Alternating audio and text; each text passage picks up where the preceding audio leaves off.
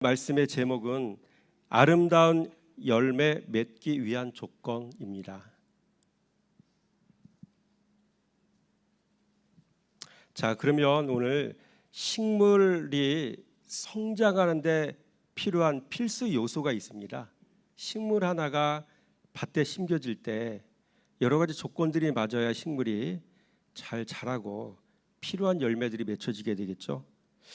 이 말씀은 오래전에 제가 계속 보면서 이게 무엇을 뜻하는 것일까 한번 생각해 보면서 정리했던 부분들이 있어서 오늘 말씀을 나누는 겁니다. 자, 우리가 도표 한번 보겠습니다. 식물 성장의 필수 요소 5가지가 있어요. 첫째, 땅이 있어야 되죠. 그 다음에 씨가 있어야 되고, 바람도 좀 불어야 되고, 해도 좀 있어야 되고, 비가 안 오면 안 되겠죠. 비. 그래서 그거 그대로 화면에 놓으시고요.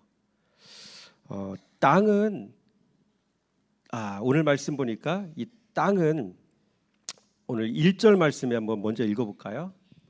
자, 우리 화면에 보면 너는 화면 저기 말씀 시작.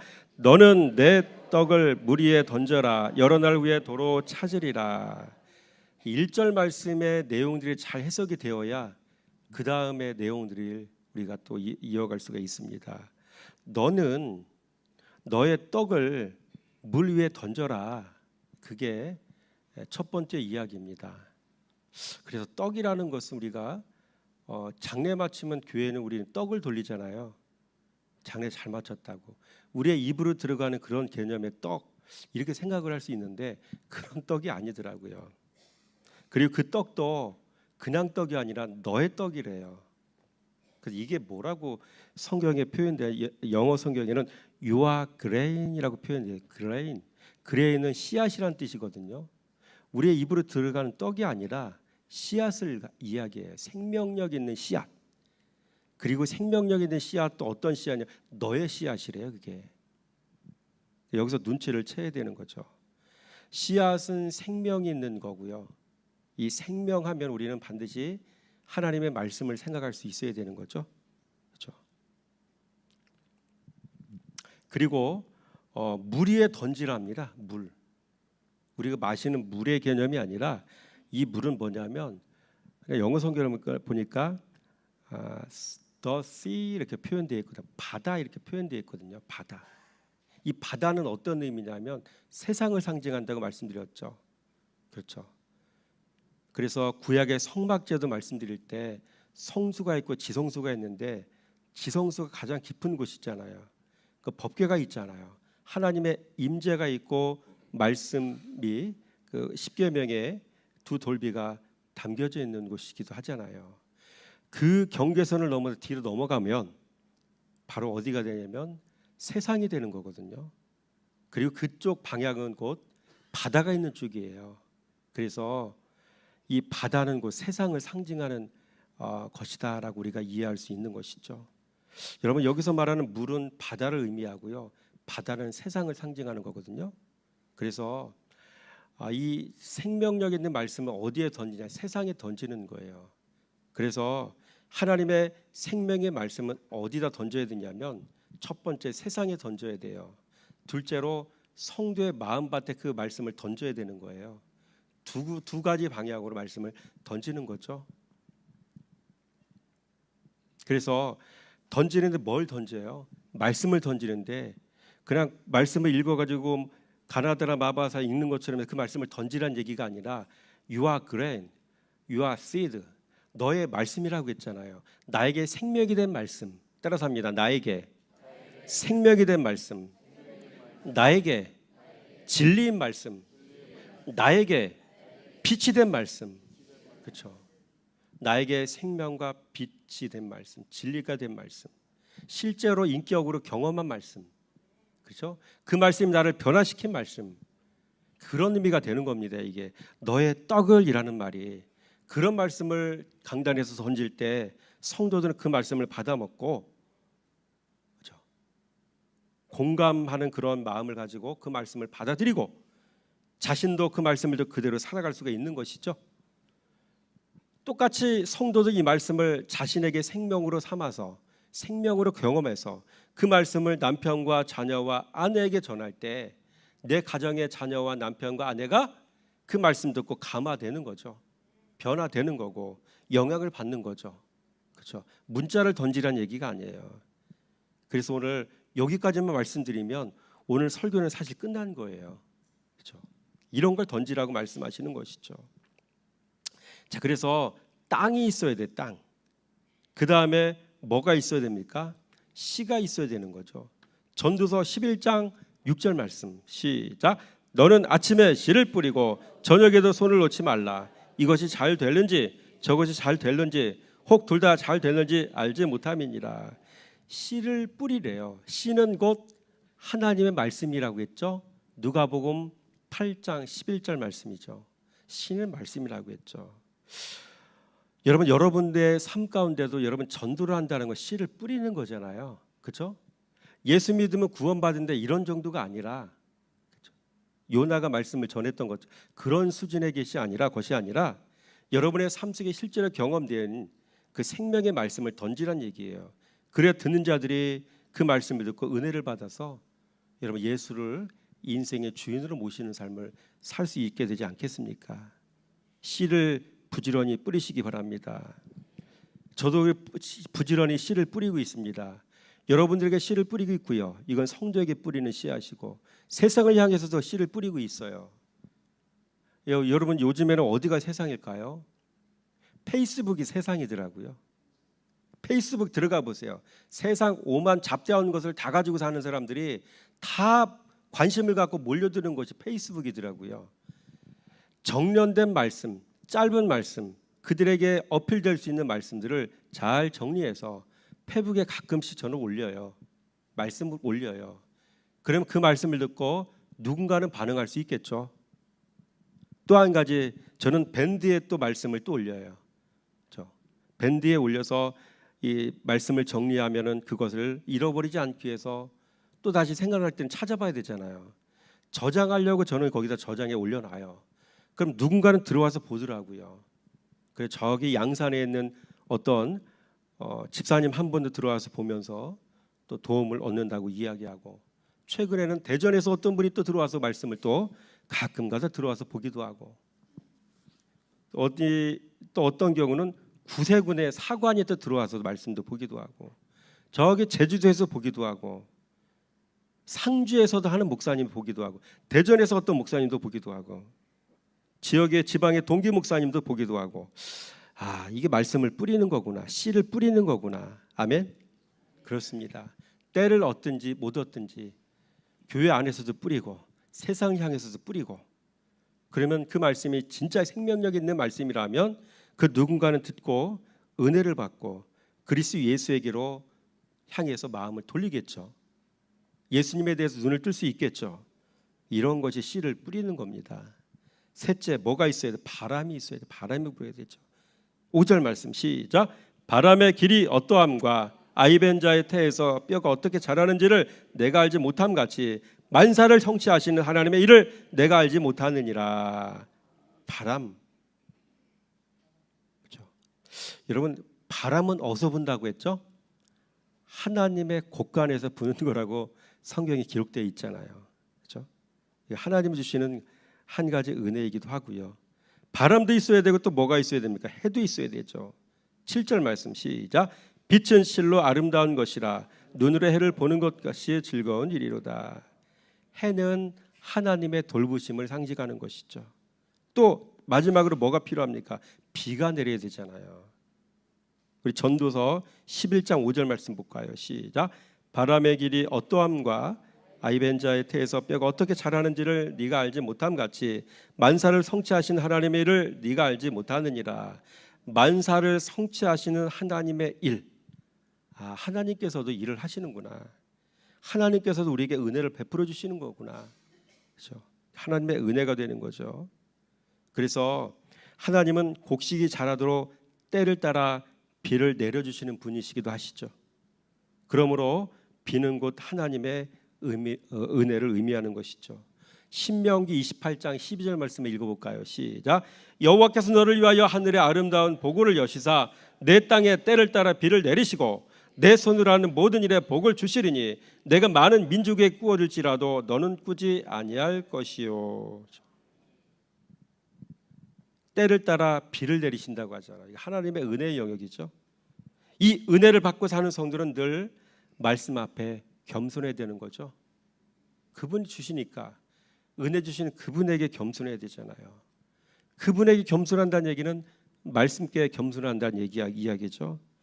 그래서 말씀 앞에 늘 머리 숙이는 겸손한 성도가 되시기 바랍니다. 둘째로 도표를 보시겠습니다. 도표, 두 번째 도표. 제목이 뭡니까? 아름다운 열매 맺기 위한 조건. 이 조건 네 가지가 있어요. 첫째, 좋은 밭. 좋은 밭이 있어야 되죠. 이 밭은 뭐예요? 말씀 사랑하는 성도의 마음을 의미하는 거죠. 말씀을 전해주는데 그 말씀을 받을 준비가 된 사람, 말씀 수용력이 뛰어난 사람, 말씀에게 반응하는 사람, 이런 사람들이 가진 마음을 착하고 좋은 마음이다, 좋은 밭이다라고 표현하는 거죠. 이게 전제가 되어야 신앙생활의 시작이 되는 겁니다. 두 번째, 좋은 씨죠. 바르게 해석된 말씀이죠. 성령께서 빛을 조명해 주셔서 그 의미를 정확히 해석된 말씀, 그런 말씀을 들어야 그게 좋은 씨가 되는 거죠. 그렇죠? 세 번째로 좋은 나무, 좋은 밭에 좋은 씨가 뿌려지면 반드시 좋은 나무로 자라게 되겠죠. 이건 뭘 상징합니까? 묵상하는 성도를 의미하는 것이죠. 그리고 좋은 열매는 무엇입니까? 말씀과 순종이 만나야 결국 자기 부인이 이루어지는 거죠. 이게 열매인 거죠.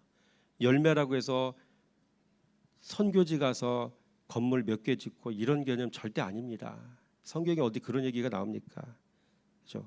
초대교회 7교회가 있었잖아요. 다 세웠잖아요. 사도 바울이. 지금 남아 있나요? 다 춤추는 자리로 바뀌어졌고 술 먹는 자리로 바뀌어졌고 이슬람 사원으로 바뀌어졌고, 그런 거 보면 모르시겠습니까? 구조적 교회 구조물로서의 교회가 이 땅에 세워질 아름다운 성전이라고 생각하면 그건 전부는 아닌 거죠. 마음의 성전이 진짜 성전인 거죠. 보이지 않는 추상적 의미의 이런 심오한 의미의 성전, 이런 것들이 열매가 되는 겁니다. 그 말씀을 들어서 깨달았으면 순종하는 거죠. 그 마음속에 있는 죄악들을 다 끊어내고, 이게 어디 쉬운 일이겠습니까? 그렇죠? 이게 좋은 열매라고요. 뭐 때문에? 말씀 때문에. 말씀을 사랑했기 때문에, 말씀이 그렇게 말씀하시기 때문에 그 말씀 앞에 복종하는 겁니다. 내 의지에 상관없이. 이런 것을 자기 분이라고 이야기하며 좋은 열매라고 얘기하는 것이죠. 이 도표를 가지고 두 번째는 다 설명이 끝났습니다. 좋은 밭, 좋은 씨, 좋은 나무, 좋은 열매. 그래서 좋은 열매를 맺는 사람은 여러분 어떤 모습으로 보이겠습니까? 사랑하죠. 말씀을 신뢰하죠. 그렇죠? 영적인 질서를 지킬 줄 알죠. 온유하죠. 겸손하죠. 그렇죠? 인내할 수 있죠. 그렇죠? 이런 모습들이라는 거죠. 이런 게 어떻게도 추상적 개념 아닙니까? 이런 걸 열매로 보셔요. 이런 걸 잘하는 사람을 내면의 아름다운 성전을 잘 지었구나라고 주님이 인정하시는 거라고요. 그렇죠? 마지막 때 주님은 이러한 아름다운 열매들이 맺혀지기를 정말로 원하신다는 사실을 잘 기억하시기 바랍니다. 도표 세 번째, 뭡니까 이게? 그러니까 젊은이에게 주는 교훈을 통해서 본 신앙 성장의 과정을 한번 도표로 만들어 봤습니다. 세 번째, 파종기가 있어요. 말씀 보니까 파종기.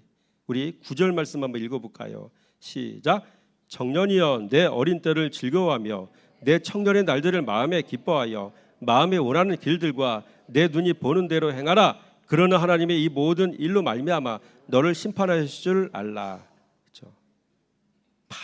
파종기가 있어요. 어린 때, 어린아이는, 신앙의 어린아이는 어떤 일을 많이 해야 됩니까? 배우는 기쁨이 있어야 되죠. 알아가는 기쁨이 있어야 되죠. 누구를? 예수 그리스도를. 말씀을 깨닫는 기쁨이 있어야 되죠. 말씀을 전하면은 정말 이렇게 반응하는 분들이 있어요.